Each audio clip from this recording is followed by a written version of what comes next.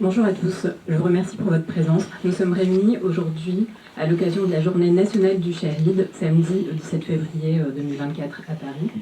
Donc le maître de cérémonie est M. Mohamed Mekid, Mohamed du FLN France, coordinateur de Paris. Mesdemoiselles, Mesdames, Messieurs, soyez les bienvenus. L'association culturelle Témoignages et Mémoire a pour objectif de commémorer, de célébrer la mémoire de la Révolution de 1954 à 62. J'espère sincèrement que cette journée, cet après-midi, se passera le meilleur possible. Vous avez un historien qui est M. Gilles Monceron qui sera là pour vous faire un exposé sur la guerre de la libération, l'histoire des Shahids, et à la fois, il vous donnera la parole, vous pourrez poser des questions. Profitez-en pour ceux qui souhaiteraient connaître un peu plus des choses sur nous-mêmes. Ceci dit, encore merci de votre présence. Cela m'honore beaucoup en tant que jeune président de cette association. Et je vous souhaite une bonne après-midi à toutes et à tous. Je veux dire événement exceptionnel de Yom Shahid. Yom Shahid, c'est une date qui reste toujours dans nos mémoires.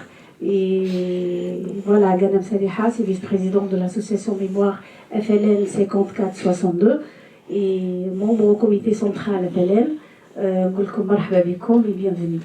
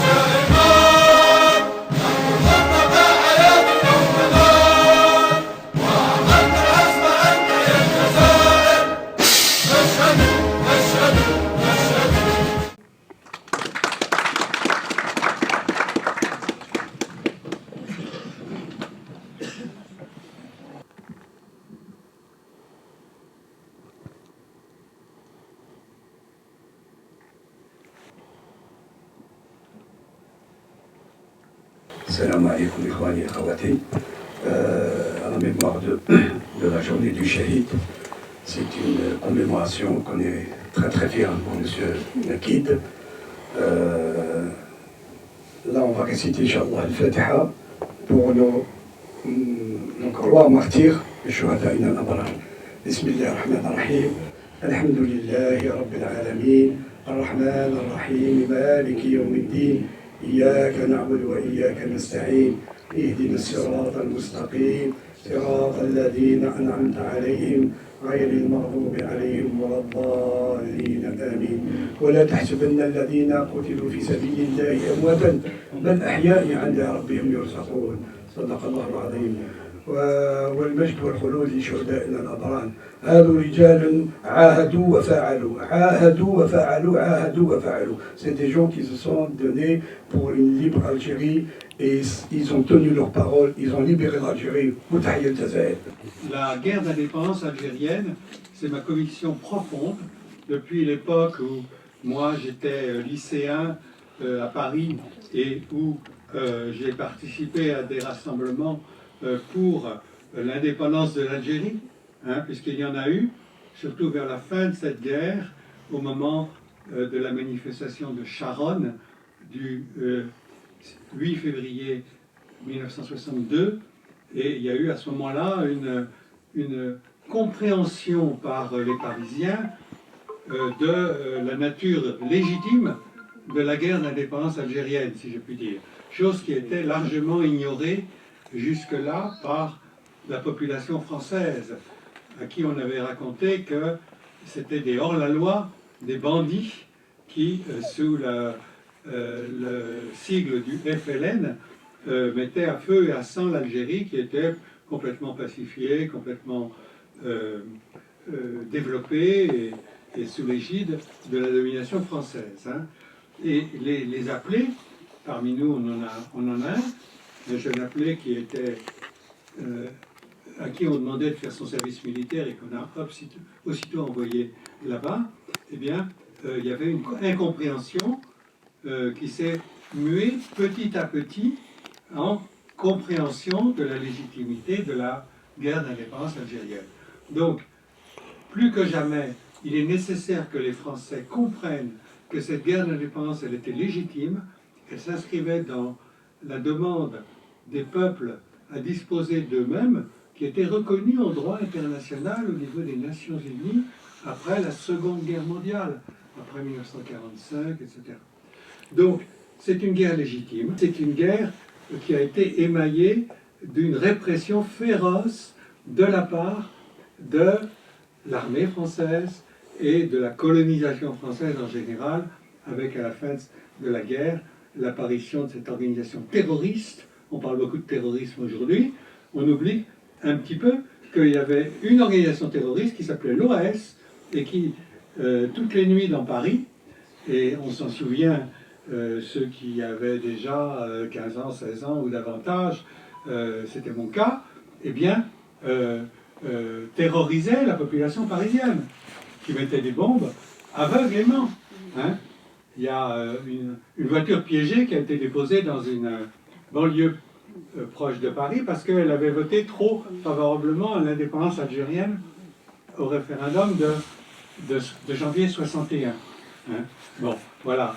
Et donc il y a eu des morts au hasard, exactement comme les autres formes de terrorisme que nous connaissons aujourd'hui le font. Hein.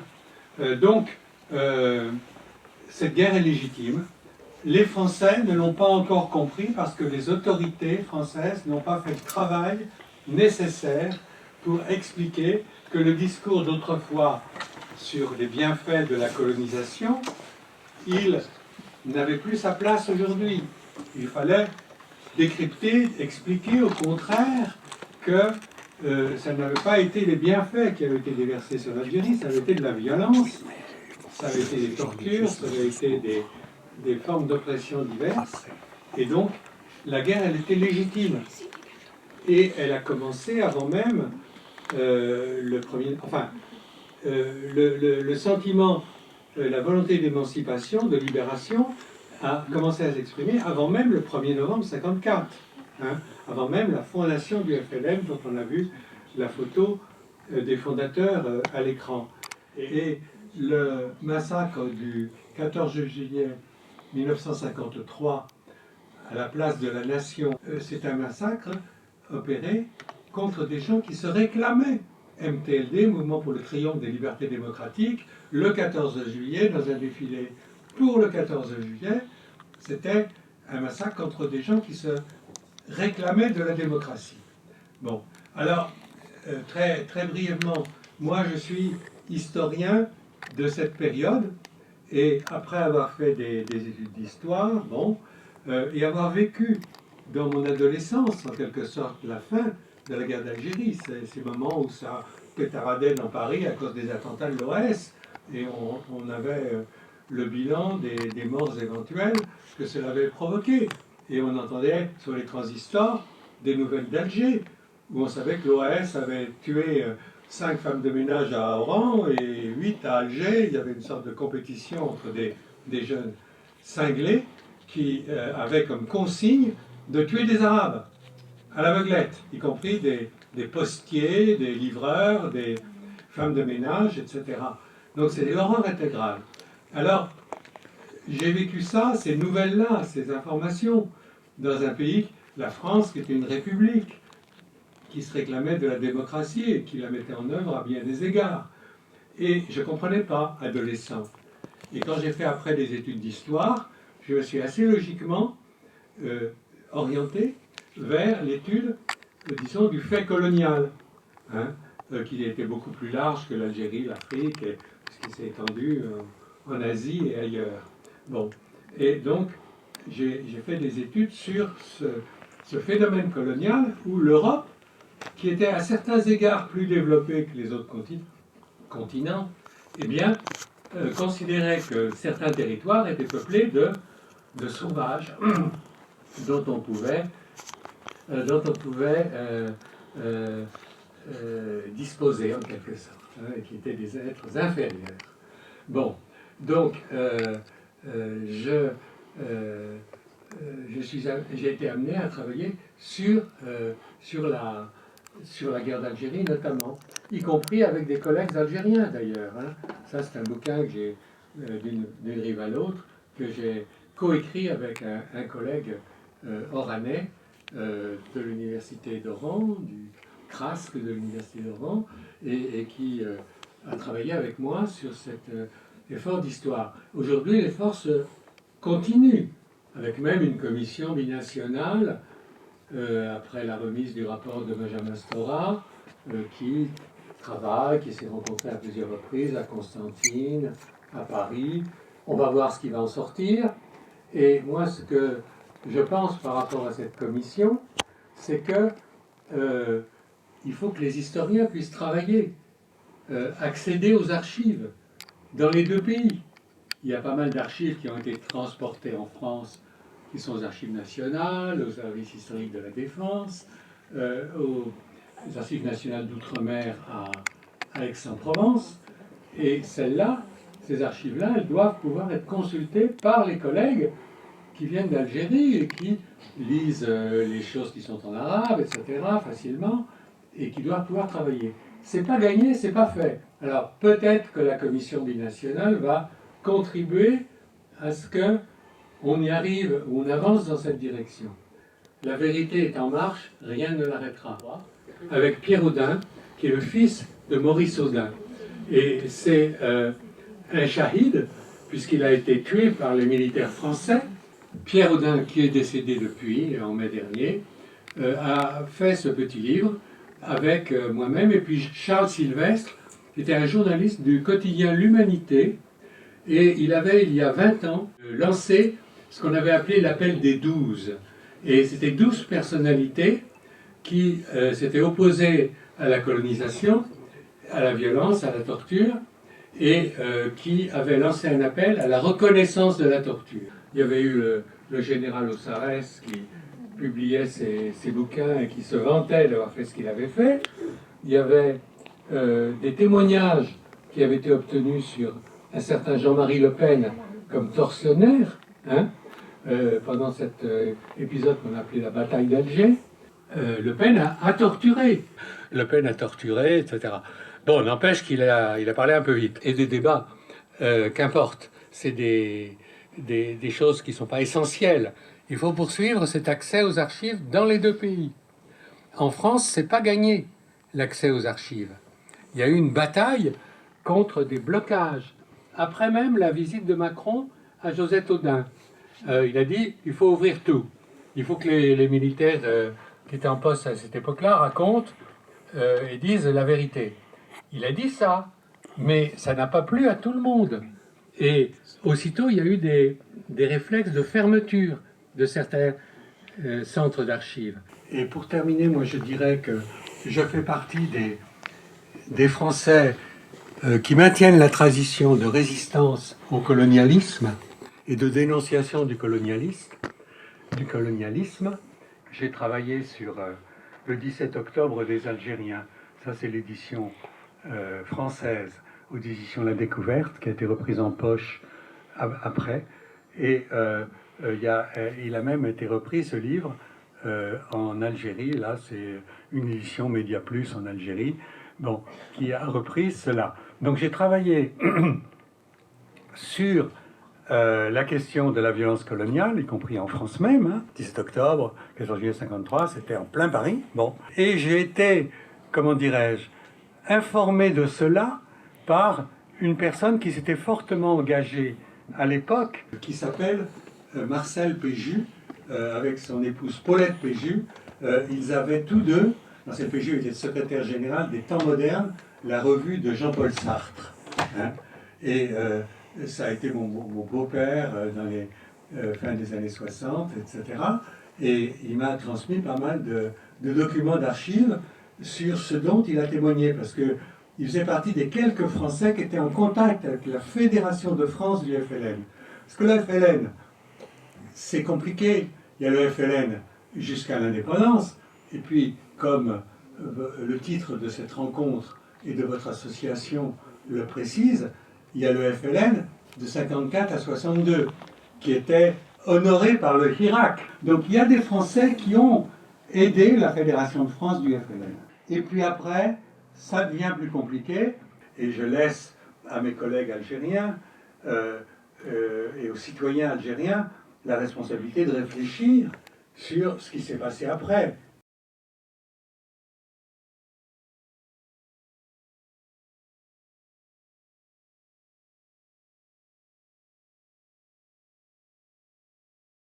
C'est quand je suis arrivé avec l'uniforme de l'armée à Alger en juin 1961 que j'ai vu la différence entre un département France métropolitain et algérien. C'est là que j'ai constaté le racisme, comme il fonctionnait.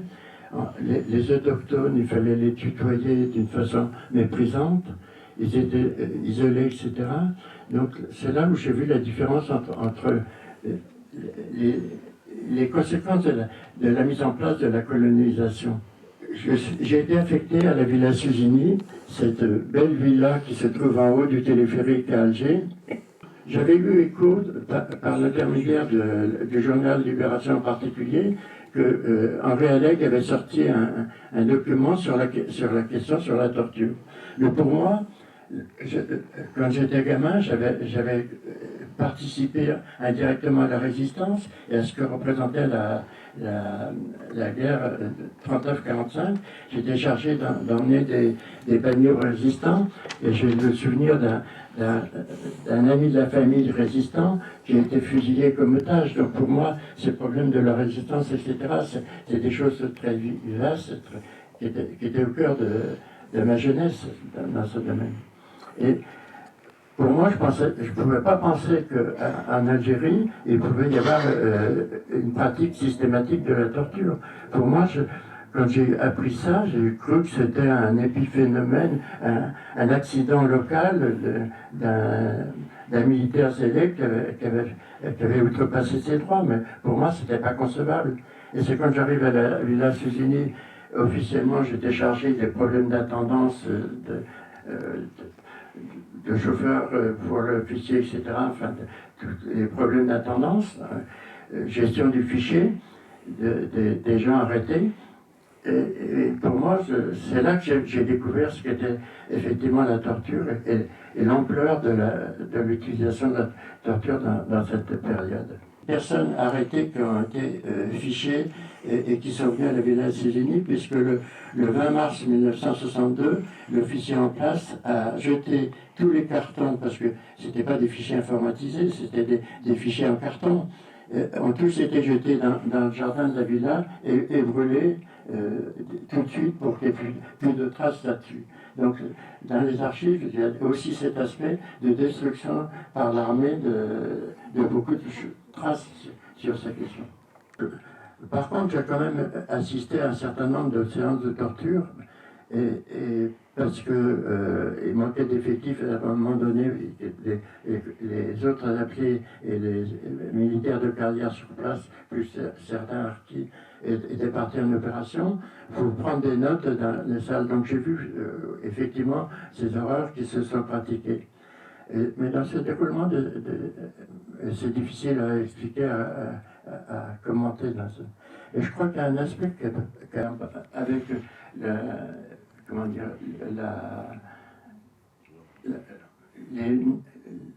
la formation, je ne sais pas si c'est le mot exact, de l'armée, pour expliquer comment la culture de l'islam était importante à utiliser dans cet aspect de torture.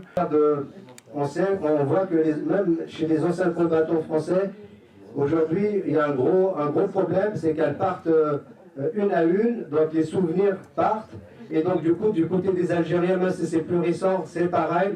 C'est comme on dit, une personne qui a des connaissances qui part, c'est comme une bibliothèque qui part avec. Donc du coup, nous, on est là on a créé cette association qu'on a appelée franco-algérienne, parce que c'est pas que pour les Algériens, c'est aussi pour ceux qui sont nés là, mais aussi pour les Français qui vont être avec nous, pour parler de ces mémoires entre l'Algérie et la France, mais c'est également pour la transmission de l'histoire à nos jeunes, aux jeunes générations. Et c'était important de le faire. Voilà, je m'arrête.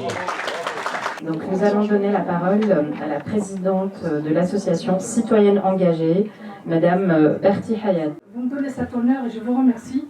Et je remercie les historiens et tous les témoins qui sont là. Et je remercie surtout monsieur qui a levé le voile sur quelque chose qui me tient à cœur, qui est le viol des femmes. Sachant que je suis une femme, je suis présidente de l'association, une association féministe. J'ai souffert aussi en Algérie du code de la famille, qui n'était pas un code de la famille, c'était un code qui cassait la famille. Donc à 14 ans, j'étais membre de l'UNEFA. Et puis à l'âge de 24 ans, je suis arrivée en France pour faire des études. Et mon but, c'était de faire du journalisme. Mon ami Tismaïni Bsahlah, Berti Ben Ouda, vous savez, quand je parle d'eux, je suis très, très touchée parce qu'ils font partie des Chouhada. Vous savez, Ismaïl Moussa, je l'ai rencontré en 91, ici à Paris. Je dis, écoute, je sens que notre pays, il va pas bien, reste. Il m'a dit, quitte à mourir, mais je ne quitterai pas mon pays. Et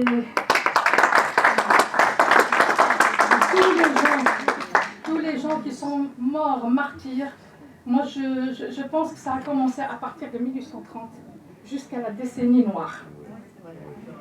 Donc je remercie monsieur qui a levé le voile sur quelque chose qui me tient à cœur, qui est le viol des femmes. Vous savez, ce traumatisme, ces femmes-là le vivent jusqu'à maintenant. Et des hommes. Et des hommes. Mais les femmes, c'était pire. Vous avez parlé de la culture musulmane. Vous savez, quand une femme se fait violer devant son père, devant son mari, devant son frère, ils deviennent après des morts vivants. Vous savez, j'ai le témoignage de ma tante à Tlemcen qui m'a dit on ne dormait pas la nuit parce qu'on entendait les pas des militaires et on se disait à n'importe quel moment les militaires peuvent rentrer et nous violer. Et pour nous, c'était une mort.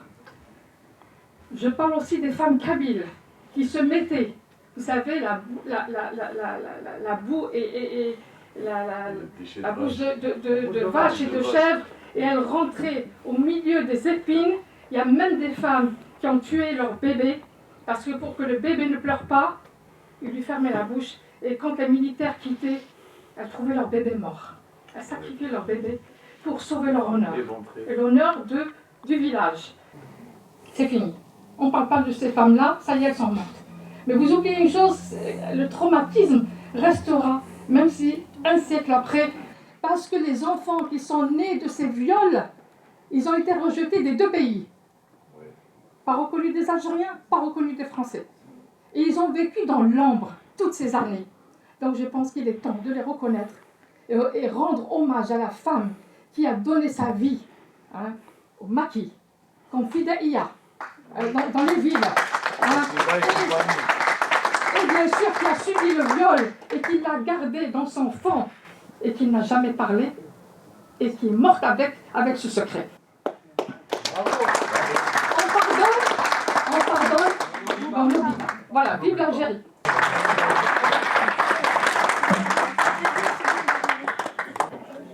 Nous allons donner la parole aux invités du parti FLN, donc des cadres du parti FLN, ceux qui souhaitent parler.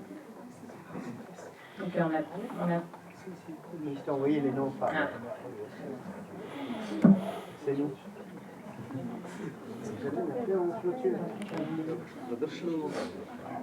Alors... العام الجاي ان شاء الله رئيس البلديه باتريك جاري هذا نحييه وهو شعب من الجاليه الجزائريه مقيمه في بلديه نوتال وضواحيها. العام الجاي ان شاء الله راح نعملوا une petite plaque de mémoire pour les martyrs de 845 ونشكر كاع ديك الجمعيات اللي ساهموا من قريب ومن بعيد. هذا هو الهدف ديالنا وحنا كذلك كمسؤولين مع الاخت صالحه ومحمد مكي والاخ شواكي اللي جانا عاملين كمحافظين تاع حزب التحرير الوطني كما عطاونا جدودنا المشعل لازم ان شاء الله يقعد شاعل المشعل هذا. J'ai 40 ans, je suis née en France et j'ai grandi avec cet esprit de devoir de mémoire. Vous avez cité Jean-Paul Sartre, Simone de Beauvoir, grande féministe qui disait « on ne naît pas femme, mais on le devient ». Et je pense qu'à l'algérienne, c'est pareil. On n'est pas algérienne, on le devient. Et pourquoi je voulais venir aujourd'hui ? Qui s'appelle Aïcha Boujma, qui a fondé le mouvement révolutionnaire des femmes de Tlemcen. Elle a cotisé toute sa vie. Elle a fait des choses magnifiques au travers de l'Algérie. Elle m'a éduquée dans... Voilà, aujourd'hui, je suis spécialiste de la politique, des médias et du football. Je suis à mon compte, je travaille en France et en Algérie. Et j'aimerais que tous les franco-algériennes puissent goûter à cette saveur de pouvoir étudier et travailler aussi de l'autre côté de la Méditerranée. Et c'est un badge qu'elle m'a remis avant de mourir, parce que j'étais engagée politiquement depuis 20 ans en France. Et elle m'a offert son premier badge qu'elle portait pendant la guerre. Donc je voulais que vous voyez tous, et c'est un vrai témoignage que je voulais faire et lui rendre. Aïcha Boujema. Voilà, merci. Une petite question? Il n'y a pas de souci, je vais vous laisser la parole. Avant tout, encore merci de votre présence. J'espère que ce petit moment d'histoire, d'échange vous a plu.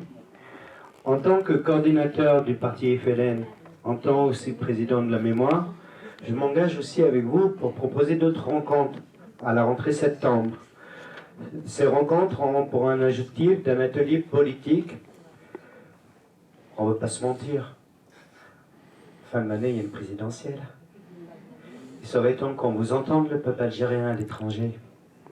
Et mon devoir, mon engagement à Alger et avec vous, c'est de vous faire entendre. C'est de vous faire entendre et ne plus être marginalisé comme vous l'avez été auparavant. D'être ignoré, abandonné sur le bord de la route. Vraiment, j'espère vous rencontrer pendant les 2 mois électoraux de septembre jusqu'à novembre pour travailler avec vous par atelier politique à niveau national. Ça sera à Paris, Lyon, Marseille, Bobigny, Strasbourg, Lille, Hauts-de-France, Roubaix. Nous serons sur le terrain. Notre objectif dans ces ateliers politiques, c'est de vous donner la parole comme là, d'entendre vos revendications et de pouvoir les travailler. Après, nous, l'ensemble du groupe du parti FLN, nous remontrerons ce rapport au début novembre et à partir de là, nous, si vous voulez, à bras-de-corps et à cœur perdu, nous débattrons avec le parti FLN pour que certaines idées, donc les vôtres, pas les nôtres, c'est plus Alger qui décide, mais vous, qui soyez entendus et qu'on puisse vous répondre. Voilà, concernant divers dossiers de souffrance tels que un guichet unique, la mise en place d'un partenariat économique, culturel, social, la mise en place concernant vos droits et aussi l'information au devoir. Maintenant, je vous laisse la parole. Si vous avez des questions à poser à moi-même ou à M. Abdelmalek Hamchaoui ou à Mme Ghanem et M. Chouaki, ce sera un honneur de vous répondre. Bon, voilà.